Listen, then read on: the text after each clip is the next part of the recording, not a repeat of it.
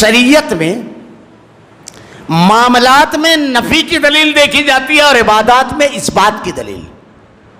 عبادات میں یہ نہیں کہا جاتا ہے نیکی کے معاملے میں کہ کہاں منع ہے, یہ نہیں کہا جاتا ہے.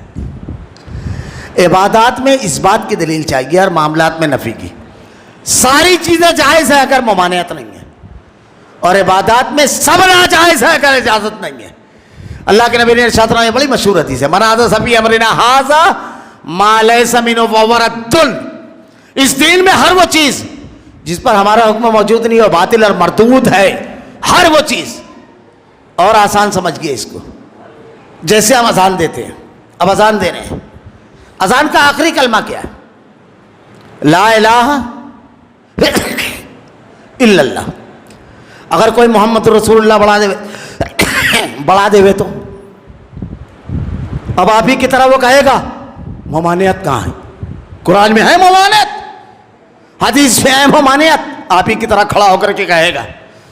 تو کیا اللہ کے نبی نے نہیں بتایا صحیح اذان؟ اللہ کے نبی نے نہیں بتایا 12 ربیع الاول کیسی گزارنی ہے؟ یہ نہیں بتایا اللہ کے رسول نے؟ اللہ کے نبی نے کمی رکھی دین میں؟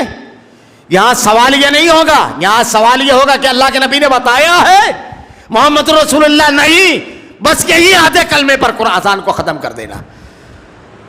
نیکی عبادت اگر اجازت نہیں ہے, بے شمار واقعات ہیں.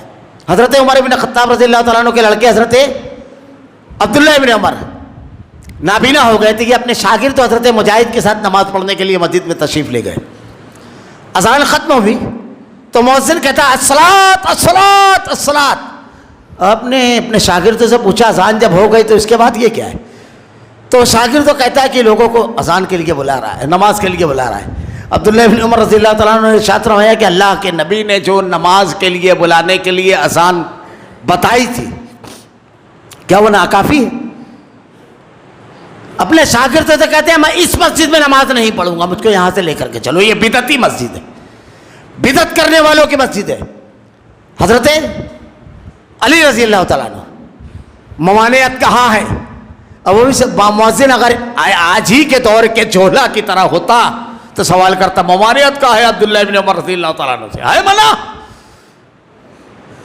لیکن صحابی رسول تھے اور آپ کے شاگرد بھی جو تھے تابعی تھے, وہ جانتے تھے. حضرت علی رضی اللہ تعالیٰ عنہ عیدگاہ پہنچے, امیر المومنین تھے آپ. ایک آدمی کہتا ہے کہ میں 2 رکعت نماز کی اجازت مانگتا ہوں. کہا نماز ہی پڑھنے کے لیے تو آئے؟ کہا نہیں, اس کے علاوہ عید کی نماز کے علاوہ 2 رکعت پڑھوں گا. کہا اگر تم نماز کے لیے نیت باندھو گے تو بہت سختی سے, اب بعض روایتوں میں کہ کاندھے سے سر کا بوجھ اتار دوں گا, بعض میں سختی سے پیش آؤں گا. کہا امیر المومنین آپ مجھ کو نماز سے روک رہے ہیں, اللہ کی عبادت سے؟ کہا ہاں. تو کیوں؟ کہا اس لیے کہ اس پر اللہ عذاب دے گا. تو کہا بڑا عجیب معاملہ ہے, نماز پر اللہ عذاب دے گا؟ کہا نہیں, نماز پر نہیں, نبی کی مخالفت پر عذاب دے گا. نبی نے یہاں صرف 2 پڑھی ہے, تم نبی کی مخالفت کر رہے ہو 4 پڑھ رہے ہو, اس پر اللہ تم کو عذاب دے گا. حضرت عباس رضی اللہ تعالیٰ نے عصر کی نماز کے بعد ایک آدمی کو نماز پڑھتے ہوئے دیکھا, آپ نے روکا تو وہ کہتا ہے کیا سمجھتے ہو, کیا کہتے ہو کہ نماز پر مجھ کو اللہ تعالیٰ عذاب دے گا اور سزا دے گا؟ کہا نہیں, اللہ کے نبی نے عصر کی نماز کے بعد نماز پڑھنے کی ممانعت کی ہے, اس پر نبی کے مخالفت پر اللہ تم کو عذاب دے گا, اس لیے روک رہا ہوں. اللہ کے نبی نے نہیں بیان فرمایا نہیں کرنا ہے, اللہ کے رسول صلی اللہ علیہ وسلم نے روک دیا. بدعت کسے کہتے ہیں؟ دین میں نئی چیز کو بدعت کہتے ہیں. کل بدعت ضلالہ کل ضلالۃ فی النار. دین میں ہر نئی چیز بدعت ہے, ہر بدعت گمراہی, ہر گمراہی کا ٹھکانہ جہنم ہے. عبداللہ ابن مسعود رضی اللہ تعالیٰ عنہ 2 واقعات ہیں, ایک سبحان اللہ الحمدللہ کا اور ایک لا الہ الا اللہ کا. مسجد میں داخل ہوئے, لوگ پڑھ رہے تھے, آپ نے پوچھا کیا ہے؟ بیان کیا, ہم ذکر کر رہے ہیں, حلقہ بنا کر کے 100 مرتبہ پڑھو تھے اور 100 مرتبہ پڑھو. آپ نے ارشاد فرمایا کہ میں عبداللہ ابن مسعود ہوں, اللہ کے نبی کا صحابی, اور میرے بارے میں اللہ کے رسول نے کہا تھا عبداللہ تو اپنی ان کمزور پنڈلیوں کے ساتھ, تیری یہ کمزور پنڈلیاں احد پہاڑ سے زیادہ وزنی ہے اللہ کے ہاں. یہ اللہ کے نبی نے میرے بارے میں کہا تھا.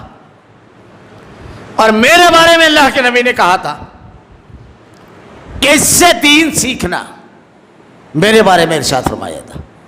ابھی اللہ کے نبی کے صحابہ اور ہم لوگ موجود ہیں اور تم اس کے درمیان دین میں نئی چیزیں نکالنے لگے.